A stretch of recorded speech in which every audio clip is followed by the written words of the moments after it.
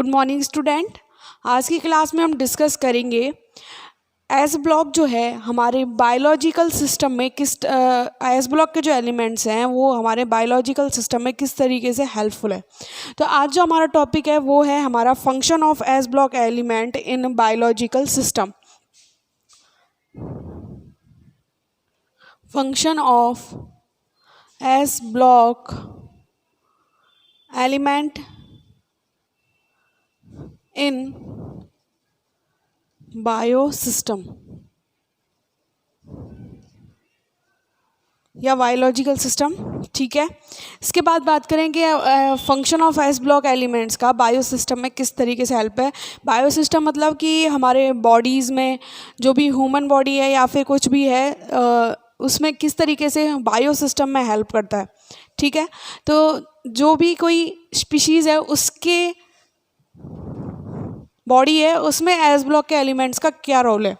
ठीक है, तो सबसे पहले बात करें तो चार्ज बैलेंसिंग में सबसे पहला जो फंक्शन है इसका वो है चार्ज बैलेंसिंग।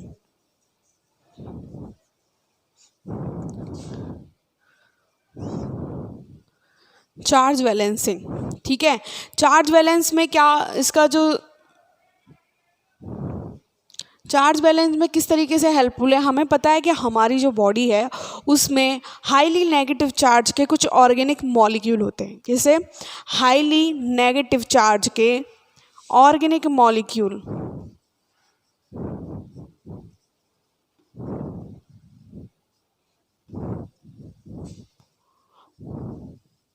ऑर्गेनिक मॉलिक्यूल्स उन ऑर्गेनिक मॉलिक्यूल्स को न्यूट्रलाइज करने का काम करते हैं हमारे एस ब्लॉक, क्योंकि इनके पास कैसा चार्ज है नेगेटिव, और हमारे एस ब्लॉक के एलिमेंट्स का सभी क्या है मेटल्स हैं, तो कैसा चार्ज होता है पॉजिटिव। तो वो क्या है इसको एस ब्लॉक के एलिमेंट्स क्या करते हैं न्यूट्रल, यानी कि चार्ज को क्या करते हैं बैलेंस करते हैं। तो फर्स्ट वर्ड किसका ये हो गया। सेकंड बात करें तो ये क्या करते हैं हमारी जो सेल्स होती हैं उन सेल्स हमें पता है कि किसी भी सिस्टम के लिए स्ट्रक्चर एंड फंक्शनल यूनिट है हमारी। ठीक है, ह्यूमन बॉडी की structure functional unit human body है या एनिमल है कुछ भी है, किसी भी लिविंग स्पीशीज़ की स्ट्रक्चर एंड फंक्शनल यूनिट क्या होती है सेल होती है। तो जो हमारी सेल है उसमें ऑस्मोसिस प्रेशर हमें पता है, हम पढ़ के आ चुके हैं ऑस्मोसिस प्रेशर। ठीक है, तो उस ऑस्मोसिस प्रेशर क्या होता है, ये हाईली कंसंट्रेशन से लो कंसंट्रेशन इस तरीके से फ्लो होता है। तो ऑस्मोसिस प्रेशर को मेंटेन रखने में भी एस ब्लॉक के एलिमेंट्स हेल्प करते हैं। कैसे ऑस्मोसिस प्रेशर के थ्रू हमारी सेल क्या होती है फूल जाती है सिकुड़ जाती है, तो उसको बैलेंस रखने के लिए हमारे एस ब्लॉक के एलिमेंट्स हेल्पफुल हैं इस ऑस्मोसिस प्रेशर को मेंटेन रखने में। अगर ये ऑस्मोसिस प्रेशर ज़्यादा हो जाएगा तो सेल हमारी फूल के क्या हो जाती है ब्लास्ट भी हो सकती है या ज़्यादा सिकुड़ के श्रिंज भी हो सकती हैं। तो उस ऑस्मोसिस प्रेशर की अमाउंट को या फिर उसकी रिएक्टिविटी या फिर उसकी कोई भी रिएक्शन को मेंटेन रखने के लिए हमारे एस ब्लॉक के एलिमेंट्स हेल्पफुल हैं। तो इस ऑस्मोसिस प्रेशर को मेंटेन रखने के लिए हमारे लिए हेल्पफुल हैं। इसी के साथ साथ अगर हम बात करें कि एस ब्लॉक के एलिमेंट्स हमने सबने पढ़ा है कि सोडियम पोटेशियम पंप, तो एस ब्लॉक के एलिमेंट्स हमारे में पता है कौन कौन से हैं, सोडियम भी है पोटेशियम भी है। तो ये सोडियम पोटेशियम पंप के थ्रू क्या करते हैं आयनों के transport neuron cells and muscles की किसके लिए फंक्शंस के लिए भी रिक्वायर होता है ये सोडियम पोटेशियम पंप। तो जो हमारा नेक्स्ट फंक्शन है कि ये सोडियम पोटेशियम पंप को रेगुलेट करने में भी हेल्पफुल हैं एस ब्लॉक के एलिमेंट्स। तो हमें पता है सोडियम पोटेशियम है ये क्या करते हैं सोडियम पोटेशियम पंप जो है न्यूरॉन सेल्स मसल्स की फंक्शंस के लिए रिस्पॉन्सिबल है, आयनों के ट्रांसपोर्ट के लिए भी क्या है रिस्पॉन्सिबल है। ठीक है, आयंस के ट्रांसपोर्ट के लिए भी रिस्पॉन्सिबल है। अब कैसे ये हमें पता है कि सोडियम और पोटेशियम का जो अमाउंट है हम जानते हैं कि जो सोडियम और पोटेशियम है एस ब्लॉक के फर्स्ट ग्रुप के ही मेंबर हैं दोनों। ठीक है, एल्कली मेटल्स हैं क्योंकि हमें पता है लिथियम फिर सोडियम फिर पोटेशियम इस तरीके से। तो हमने जब जनरल पीरियोडिक प्रॉपर्टी डिस्कस की थी तो हमने एक बात बोली थी कि जो भी एक एक ही ग्रुप के जो मेंबर्स होंगे उनकी सबकी physical and chemical properties same होगी। तो बेसिकली देखा जाए अगर केमिकल नेचर से, तो इनके सबकी फिजिकल और केमिकल नेचर सेम होनी चाहिए। बट अब हम बात करें कि बायो सिस्टम में जो इनके फंक्शंस है सोडियम एंड पोटेशियम के, वो दोनों के डिफरेंट होते हैं। कैसे डिफरेंट होते हैं, देखो कि सोडियम पोटेशियम पंप में क्या होता है, सोडियम सेल के अंदर रेडिली क्या करता है, एंटर करता है, और सोडियम जो है वो सेल्स के अंदर से बाहर की तरफ क्या करता है, मूव करता है, और पोटेशियम बाहर से अंदर की तरफ। कहने का मतलब क्या है, सोडियम तो सेल से इस तरीके से, सोडियम किसकी तरफ मूव करता है, आउटसाइड ऑफ द सेल के आउटसाइड की तरफ, और जो पोटेशियम है वो क्या करता है, इनसाइड ऑफ द सेल, यानी कि सेल के अंदर की तरफ मूव करता है। हमें पता है सेल्स के बाहर और अंदर दोनों तरफ क्या होता है, फ्लूइड होता है। जैसे कोई भी सेल है उसके अंदर भी फ्लूइड होता है और बाहर भी क्या होता है, फ्लूइड्स। तो ये फ्लूइड्स में सोडियम एंड पोटेशियम आयन क्या करते हैं, ट्रांसपोर्ट करते हैं, जिनमें सोडियम सेल से बाहर की तरफ मूव करता है और पोटेशियम आयन इनसाइड मूव करता है। अगर हम किसी जनरल सेल की बात करें कि क्या होता है, अभी देखो जैसे ये सोडियम और पोटेशियम आयन जब एक दूसरे, सोडियम आयन बाहर की तरफ ट्रांसपोर्ट हो रहा है और potassium ion inside the cell transport हो रहा है, तो ये बाहर और अंदर जब जाते हैं तो हमें पता है कि सेल होती है, सेल के ऊपर सेल वॉल होती है, ठीक है, बीच में क्या होता है, न्यूक्लियस होता है, सेल फ्लूइड होता है, न्यूक्लियस होता है, और क्या होता है, ये सेल वॉल। तो जैसे कि अभी मैंने बोला कि क्या हो रहा है, सोडियम आयन सेल के आउटसाइड मूव कर रहा है और पोटेशियम आयन सेल के इनसाइड मूव कर रहा है। तो ये आउटसाइड और इनसाइड मूव करने से क्या होता है, सेल वॉल पे एक चार्ज जनरेट होता है, जिससे चार्ज जनरेट होता है उसे पोटेंशियल कह देते हैं, आयनाइज पोटेंशियल। और आयनाइज पोटेंशियल से क्या होता है कि उस चार्ज जनरेट होने की वजह से ये चार्ज क्या करता है, जो हमारी ज़रूरी इन्फॉर्मेशंस हैं तो क्या करता है, उन ज़रूरी इन्फॉर्मेशंस को न्यूरॉन सेल्स तक पहुंचाने का काम करता है, और हमारी मसल्स के भी फंक्शंस के लिए ये सोडियम पोटेशियम पंप हेल्पफुल है। तो समझ में आया किस तरीके से। बात करें कि जो हमारे सोडियम पोटेशियम पंप, जो सोडियम और पोटेशियम है उसकी कंसंट्रेशन जनरली सभी सेल्स में, सिर्फ हम बात करेंगे 2 सेल्स के अलग से, लेकिन सभी बॉडी की सभी सेल्स में सोडियम और पोटेशियम की जो कंसंट्रेशन है, सोडियम और पोटेशियम की जो कंसंट्रेशन है, सोडियम की होती है हमारी 0.15 m, ठीक है, मोलरिटी। अब बात करें पोटेशियम के लिए, तो पोटेशियम के लिए होती है 0.01 m, ये हमारी कंसंट्रेशन होती है, ठीक है। इसके बाद ये तो है हमारी जनरल सभी सेल्स के लिए। अब बात करें कि लिम्फ एंड ब्लड सेल्स में इनकी कंसंट्रेशन। लिम्फ्स हमें पता है कि हमारे इम्यून सिस्टम के लिए हमें यूज़फुल है, ब्लड सेल्स भी हमें पता है ब्लड्स में क्या होते हैं, न्यूट्रिएंट्स होते हैं, जो हमारी बॉडी के ब्लड हमारी बॉडी के लिए, उसमें क्या होता है, न्यूट्रिएंट्स होते हैं, हीमोग्लोबिन होता है, जो हमारी बॉडी के लिए यूज़फुल है, ठीक है। तो वहाँ पर अगर हम सोडियम और पोटेशियम की कंसंट्रेशन की बात करें, तो सोडियम एंड पोटेशियम की जो कंसंट्रेशन होगी, यहाँ पर ये पोटेशियम की कंसंट्रेशन है और ये सोडियम की, ठीक है। 0.15 m पोटेशियम की है और 0.01 m है हमारे सोडियम के लिए कंसंट्रेशन, ठीक है। अब बात करें कि हमारे जो लिम्फ और जो ब्लड सेल्स हैं उनमें सोडियम और पोटेशियम की कंसंट्रेशन की बात करें, तो उनमें होती है हमारी, देखिए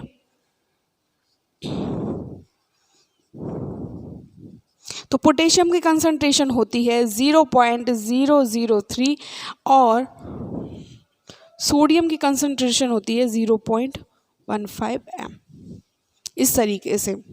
तो देखो लिम्फ सेल के अंदर हमारे सोडियम की कंसंट्रेशन ये हो गई, ब्लड के अंदर पोटेशियम की कंसंट्रेशन ये हो गई, ठीक है, इस तरीके से।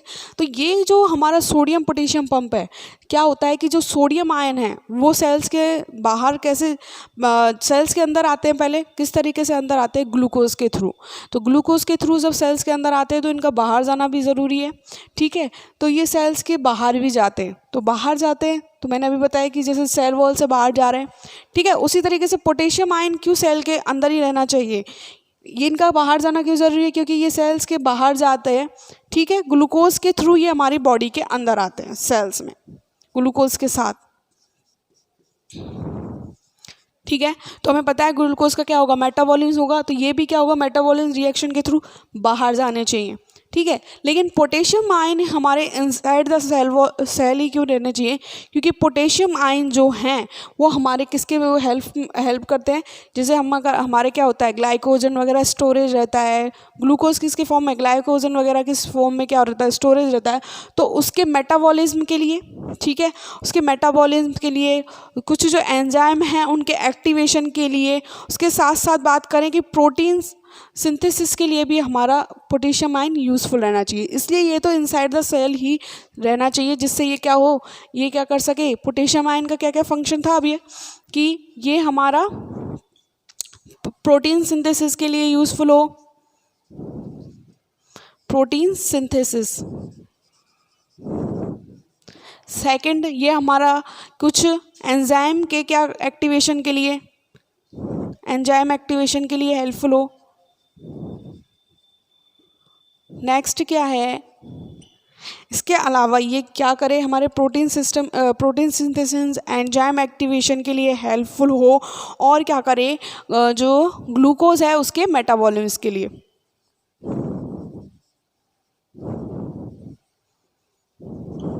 ठीक है, तो इस तरीके से पोटेशियम आयन का तो इनसाइड द सेल रहना रिक्वायर है, और सोडियम आयन क्या होते हैं, ग्लूकोज के थ्रू हमारी सेल्स के अंदर पहुंचते हैं, और जब ग्लूकोज के हमारा मेटाबॉलिज्म हो जाता है तो ये भी क्या हो जाते हैं, बाहर चले जाते हैं।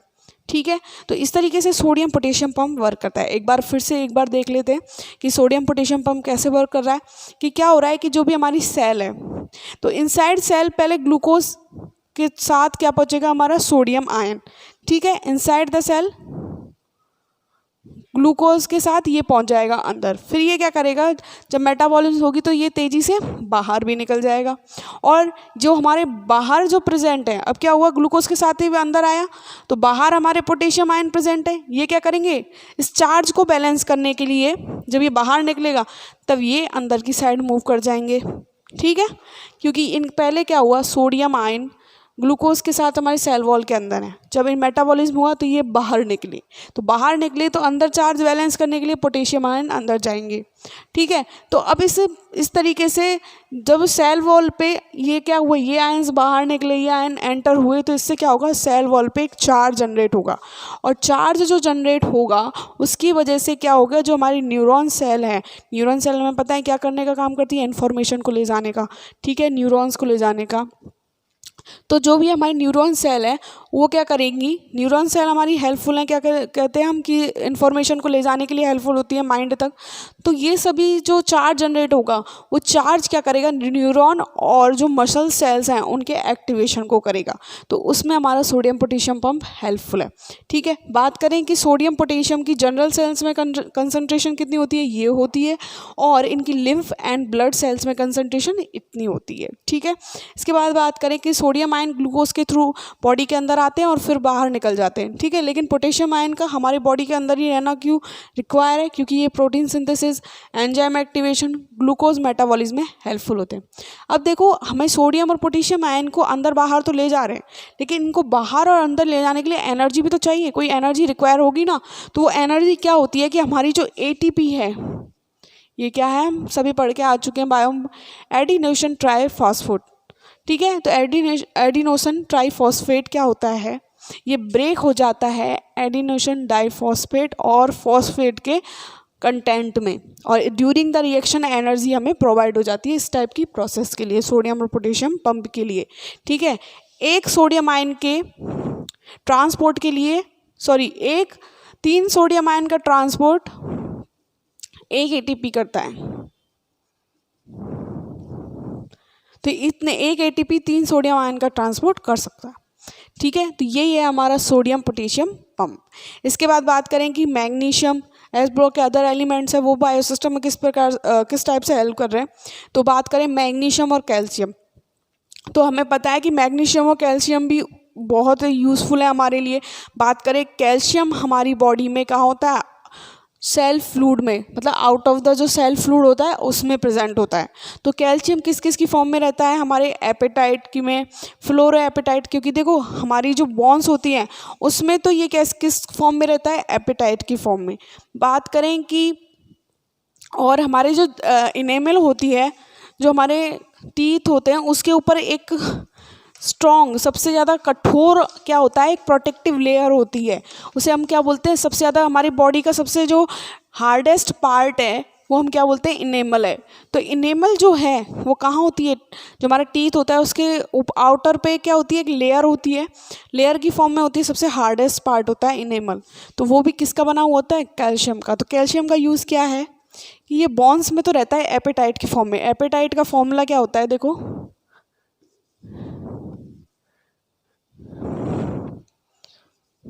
एपेटाइट का फॉर्मूला देखो, C3PO4 का होल ट्वाइस, ये एपेटाइट का फॉर्मूला है, ये एपेटाइट की फॉर्म में रहता है। ठीक है, अब बात करें कि जो हमारा ये तो किस में हो गया, बॉन्स में, ये तो बॉन्स में इस तरीके से, ठीक है।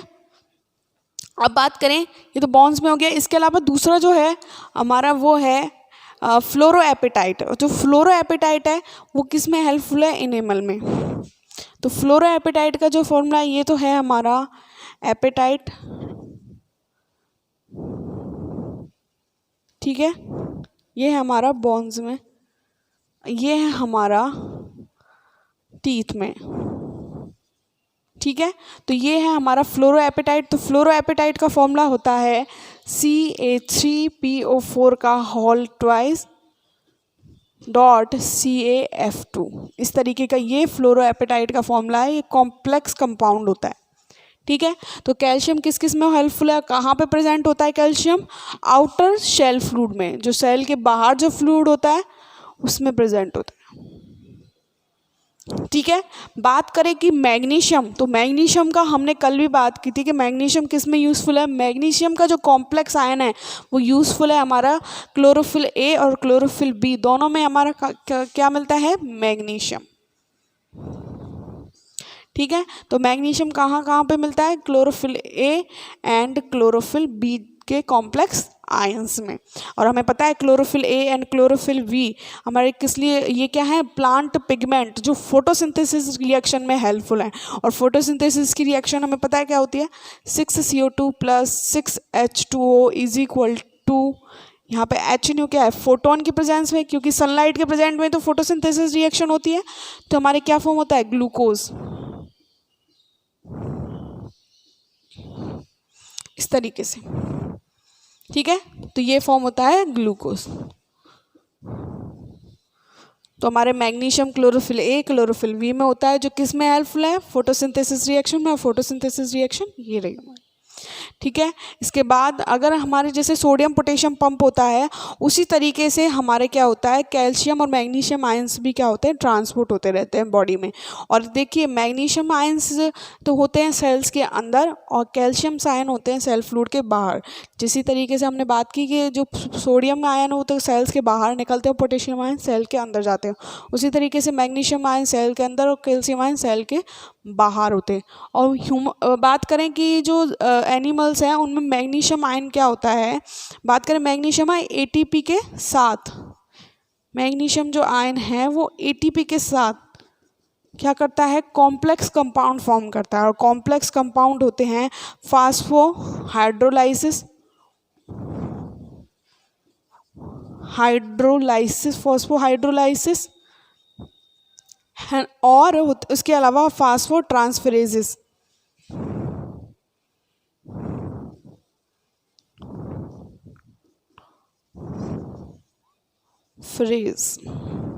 ठीक है। तो मैग्नीशियम और ATP जो है वो कॉम्प्लेक्स आयन का फॉर्म करते हैं, जो हमारे फास्फोहाइड्रोलाइसिस और फास्फोट्रांसफरेज के कंपोनेंट होते हैं, ठीक है। ये दोनों मिलके कॉम्प्लेक्स आयन का फॉर्मेशन करते हैं, जो इन दोनों के क्या होते हैं, कंपोनेंट। और ये जो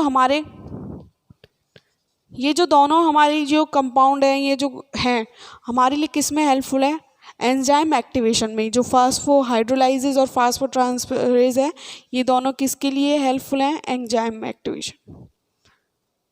एंजाइम्स हैं जिनका एक्टिवेशन किसके लिए थ्रू हो रहा है? मैग्नीशियम और एटीपी आयन के कॉम्प्लेक्स आयन के थ्रू। ठीक है, तो मैग्नीशियम और एटीपी इन दोनों के कंपोनेंट्स होते हैं जो एंजाइम्स के एक्टिवेशन में हेल्पफुल होते हैं। ठीक है, जो एंजाइम के जो भी एक्टिवेशन है उसमें हेल्प करेंगे, और हमारी जो रिएक्शन है वो किस तरीके से एटीपी के थ्रू हमें एनर्जी प्रोवाइड होती रहेगी। ठीक है, इस तरीके से मैग्नीशियम जो है किसका? मैग्नीशियम और एटीपी का कॉम्प्लेक्स आयन इनका कंपोनेंट होता है जो एंजाइम के एक्टिवेशन में एनर्जी किससे मिलती है? इसे एटीपी से, तो एंजाइम एक्टिवेशन में हेल्पफुल होता है। तो ये सभी जो आयंस हैं कि sodium potassium pump, osmosis balance, charge balance, उसके बाद कैल्शियम और मैग्नीशियम आयन की कंसंट्रेशन का बैलेंस, उसके अलावा magnesium ion chlorophyll A chlorophyll B में helpful, calcium ion apatite fluoro apatite में हेल्पफुल। इस तरीके से हमारे जो भी एस ब्लॉक के एलिमेंट्स हैं वो बायो सिस्टम में भी बहुत इम्पॉर्टेंट रोल प्ले करते हैं। इसके साथ ही हमारा ये टॉपिक ख़त्म होता है function of S block element in bio system. तो thank you so much for watching. Next class में मिलते हैं नेक्स्ट टॉपिक के साथ।